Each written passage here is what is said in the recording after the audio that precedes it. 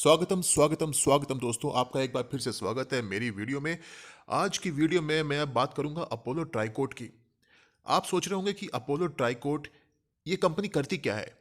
देखिए, ये company pipes बनाती है, जो स्टील के पाइप्स होते हैं, डिज़ाइनर पाइप्स होते हैं, और जो दरवाज़ों की चौखट होती है वो बनाती है। जी हाँ, दरवाज़ों की चौखट भी बनाती है, स्टील की चौखटें जो होती है वो बनाती है। और आजकल ट्रेंडिंग है ये। आजकल लकड़ियों की चौखट नहीं बनाई जाती है, लोहे की चौखट भी कम बनाई जाती है, कम यूज़ में होती है। आने वाले समय में स्टील की चौखट पे ज़्यादा काम होगा।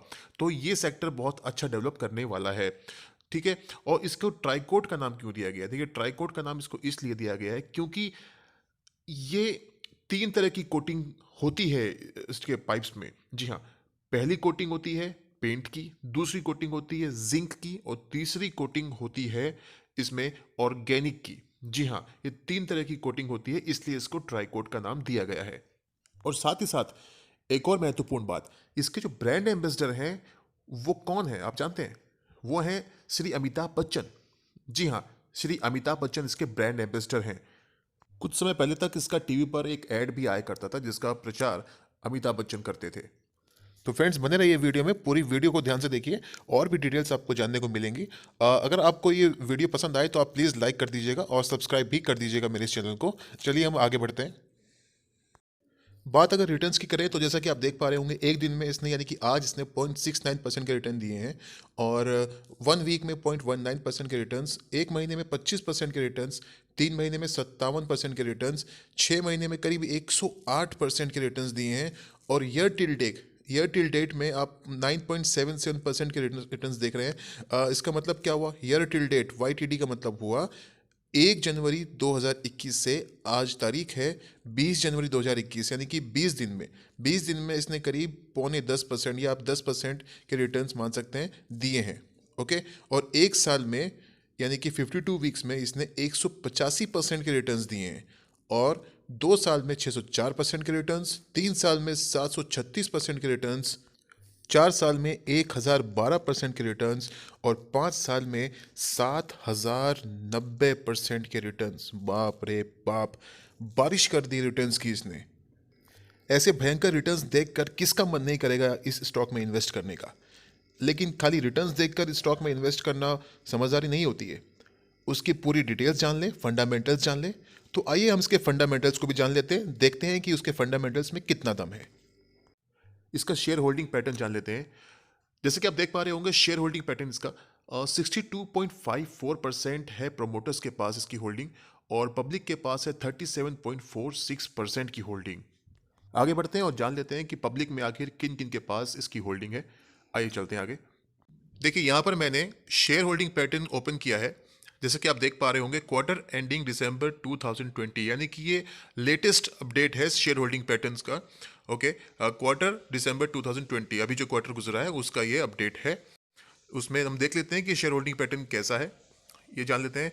सबसे पहले बात करें हम म्यूचुअल फंड्स की, तो म्यूचुअल फंड, एक म्यूचुअल फंड है इसमें जिसका नाम है IIFL फोकस्ड इक्विटी फंड। ये बहुत जाना माना नाम है IIFL का, आपको पता होगा। ठीक है, ये इक्विटी फंड, इसका इसमें निवेश है। इसके पास 4,21,615 शेयर्स की क्वांटिटी है। ऑलराइट। और ऑल्टरनेट इन्वेस्टमेंट फंड्स हैं 6, फॉरेन पोर्टफोलियो इन्वेस्टर्स हैं 6। ओके, फाइनेंशियल इंस्टीट्यूशंस या बैंक्स हैं 1। ओके, तो ये डिटेल्स हैं, ये आप अच्छे से देख लें। ये आपका भरोसा इस पर्टिकुलर स्टॉक पर बनाने के लिए काफ़ी रहेगा। और यहाँ पर आप देख पा रहे हैं Ashish Kacholia. Alright, Ashish Kacholia is one of the top 10 investors in India. Okay, और संगीता पारेख, इनकी भी इसमें होल्डिंग है। आशीष कचोलिया की होल्डिंग 7,15,000 शेयर्स की क्वांटिटी इन्होंने उठाई है। ऑलराइट, तो आशीष कचोलिया एक जाना माना नाम है, और वो बहुत ही जाने माने जाते हैं स्टॉक पिकिंग के मामले में। स्टॉक वो बहुत संभाल के पिक करते हैं। तो ये एक भरोसेमंद स्टॉक है जिस पे आप निगाह बनाए रहें, और इसमें आप चाहे तो निवेश भी कर सकते हैं। इसकी कुछ और भी डिटेल्स हम जान लेते हैं। इसका 52 वीक हाई है 945 रुपीज़ का, जो इसने आज ही बनाया है। इसका 52 वीक लो है 246.50। EPS यानी कि अर्निंग पर शेयर की अगर बात करें वो है 20.37 पर, CEPS है 25.12 पर, PE 46.25 पर, प्राइस टू बुक वैल्यू यानी कि पीबी 12.33 पर, और return on equity ROE 26.67%। Excellent. अगर हम इसके टर्नओवर की बात करें तो वो है 2.30 करोड़ और मार्केट कैपिटल है 2863 करोड़, यानी कि ये एक स्मॉल कैप है। ऑलराइट, फेस वैल्यू है ₹2। अब हम बात कर लेते हैं इसके क्वार्टरली रिजल्ट्स की। हम कंपेयर कर लेते हैं कि क्वार्टर टू क्वार्टर इसकी परफॉर्मेंस कैसी रही है। पहले हम बात करेंगे FY 1920 यानी कि पूरे एक साल के रिजल्ट की। 663.25 करोड़ का रेवेन्यू जनरेट किया था इसने पिछले साल। तो इस साल अभी तक सिर्फ जून 2020 और सितंबर 2020 का ही हमारे पास रिजल्ट आया है। दिसंबर 2020 का रिजल्ट अभी यहाँ पर नहीं शो कर रहा है। तो अभी हम सिर्फ 2 क्वार्टर की ही बात करेंगे। जून 20 में आप देख सकते हैं 170 करोड़ का रेवेन्यू जनरेट किया था, और सितंबर 20 में 330 करोड़ का रेवेन्यू जनरेट किया, यानी कि ऑलमोस्ट डबल हो गया रेवेन्यू। और अगर इनको हम प्लस करते हैं दोनों को तो ये आता है करीब 500 करोड़ का। और अगर आप FY 1920 का रेवेन्यू देखेंगे तो वो कुल मिला के 663 करोड़ का रेवेन्यू था, और सिर्फ 2 ही क्वार्टर में, इस साल के 2 ही क्वार्टर में इसने 500 करोड़ का रेवेन्यू जनरेट कर लिया है, यानी कि पिछले साल की अपेक्षा अभी इसका जो रेवेन्यू है वो ऑलमोस्ट डबल होने की संभावना है।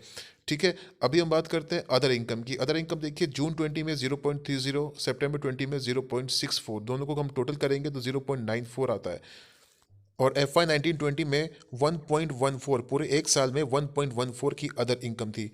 ऑलराइट, टोटल इनकम की हम बात करें तो FY 1920 में 664 करोड़ की टोटल इनकम थी, और जून 20 में 171 करोड़, और सितंबर 20 में 331 करोड़, यानी कि ऑलमोस्ट ये भी मान सकते हैं कि 500 करोड़ की टोटल इनकम हुई है। और FY 1920 पूरे साल में 664 करोड़ की टोटल इनकम हुई है। ठीक है, आप रेवेन्यू प्लस अदर इनकम को जोड़ेंगे तो ये आउटपुट निकल के आएगा।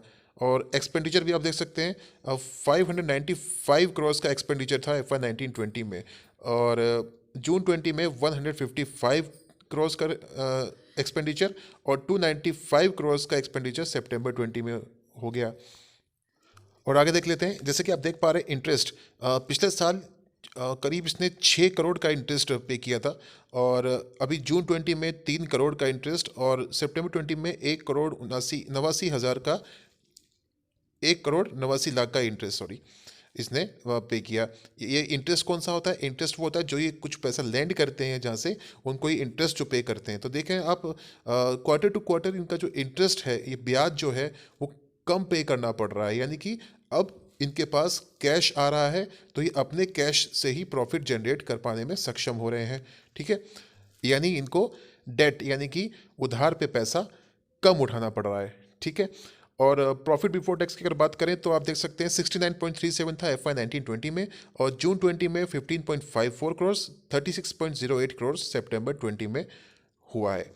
ठीक है, तो प्रॉफिट भी लगातार बढ़ रहा है। और डिप्रिसिएशन आप देख सकते हैं 10.13 था FY 1920 में, जून 20 में -3.55 डिप्रिसिएशन, और सितंबर 20 में -4.11। तो ये आप देख सकते हैं कंपेरेटिवली बहुत अच्छी प्रोग्रेस है, क्वार्टर टू क्वार्टर परफॉर्मेंस अच्छी होती जा रही है। अब बात करेंगे अगर हम प्रॉफिट बिफोर टैक्स की, तो ये आप देख सकते हैं FY 1920 में 59.24 करोड़ का प्रॉफिट बिफोर टैक्स था, और जून 20 में 11.99 करोड़, यानी कि करीब 12 करोड़ का प्रॉफिट, और 31.97 करोड़ का प्रॉफिट सितंबर 2020 में होगा, यानी कि लगातार प्रॉफिट बिफोर टैक्स भी इसका इंप्रूव होता जा रहा है। और हम बात करें नेट प्रॉफिट की, नेट प्रॉफिट आप देख सकते हैं 42.26 था FY 1920 में, और जून 20 में 8.96 करोड़ का प्रॉफिट, और 23.81 करोड़ का नेट प्रॉफिट सितंबर 2020 में। अब हम बात कर देते हैं EPS की। EPS जैसे मैंने ऑलरेडी डिस्कस किया, पहले भी आपको बताया मैंने EPS, लेकिन हम क्वार्टरली बात कर रहे हैं तो हम देख लेते हैं एक बार। लास्ट ईयर इसका जो EPS था 14.01 का था, और जून 20 में 2.95 था, और सितंबर 20 में 7.83 का था इसका EPS। अब हम बात करते हैं ऑपरेटिंग प्रॉफिट मार्जिन की। 10.46 था FY 1920 में, और जून 20 में 9.09, और 10.92 सितंबर 2020 में। तो अब अगर आप दोनों को जोड़ते हैं तो ये करीब करीब 20 करोड़ का ऑपरेटिंग प्रॉफिट मार्जिन इसने अकेले इस सिर्फ 2 क्वार्टर्स में ही कमा लिया।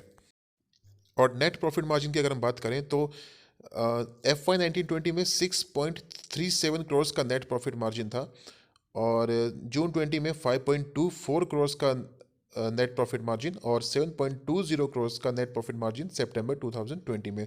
तो ऑल एंड ऑल रिजल्ट्स बहुत अच्छे हैं। इसको आप ज़रूर देखिएगा और कंसिडर कीजिए। और अगर आपको कुछ भी इसमें समझ में ना आए तो आप मुझे कमेंट बॉक्स में लिख सकते हैं। अब मैंने इसका चार्ट लगा लिया है, वीकली चार्ट मैंने ओपन किया है। इसमें आप देख पा रहे होंगे अभी इसका जो करंट मार्केट प्राइस है वो 944 पे चल रहा है। मार्केट अभी बंद है। मैंने फिबोनाची के माध्यम से इसका टारगेट निकालने की कोशिश करी है। अभी आप देख सकते हैं इसका जो करंट लेवल है 944 का है और फिबोनाची के हिसाब से इसका रेजिस्टेंस है 955 पे। ओके, तो अपने रेजिस्टेंस के पास में ही है। 955 क्रॉस करके अगर ये होल्ड करता है तो नेक्स्ट टारगेट इसका 1227, करीब करीब 1225 रुपए का इसका नेक्स्ट टारगेट बन के निकल के सामने आएगा। टारगेट्स तो और भी आगे के हैं, लेकिन इसका नियर टारगेट जो शायद आपको शॉर्ट टर्म में ही देखने को मिल जाए वो 1225 रुपए का होगा। मेरी तरफ से टारगेट 1225 रुपए का होगा अगर ये 955 रुपए के ऊपर निकल के सस्टेन करता है तो। लेकिन अगर आप इन्वेस्ट करना चाहते हैं तो आप इसमें बने रहिए, बहुत बढ़िया स्टॉक है और आप इसमें पोजीशन बना के होल्ड कीजिए। लॉन्ग टर्म के लिए आपको बहुत ही अच्छे रिटर्न्स देने वाला है। अगर आपका 5 साल का व्यू है तो 5 साल में आपको बहुत अच्छे रिटर्न्स मिल जाएंगे। 1 साल, 2 साल, 3 साल, जितने भी समय का आपका व्यू है आप इसमें पोजीशन बना के बैठिए। और अगर डिप आता है, नीचे आता है, तो आप इसमें और भी शेयर्स ऐड कर सकते हैं। ठीक है दोस्तों, टारगेट है 1225 रुपये। तो फ्रेंड्स आज के लिए इतना ही। फिर मिलेंगे नई वीडियो में।